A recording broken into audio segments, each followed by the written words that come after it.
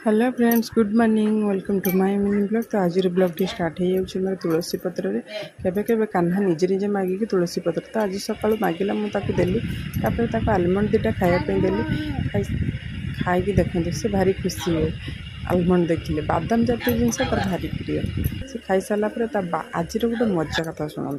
सी ता बापा को चिन्ह पारानी, सब कहे आ गोटे बापा। तापर मु चलिली गाधे पाधे पूजा करने कहीं आपण तो जानते पूजा कामटा मोर। पूजा सरला मु चली ब्रेकफास्ट करने। तो ब्रेकफास्ट आपण मैंने तो जानते मोर सबुदिन मुढ़ी थाए प्रायतः। तो मुढ़ी सांग को आलू तरकारी, सांग को आलू चटनी, सांग को आचार सहित पिज खाईदेली। कान्हर रिएक्शन देखते। एटा कौन कौन खाइब? तू कौन खाइब को? एटा कौन किए खाइब? खाना। Oh my God. ताबले करिवो विचार। आपण मैंने तो जानते आम घर गोटे एंटरटेनमेंट मशीन अच्छी। सी नाच खुशी कर दिए समस्त।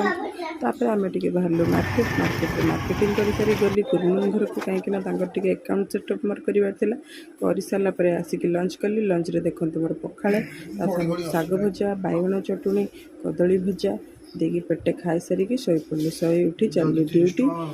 Thank you. जय जगन्नाथ।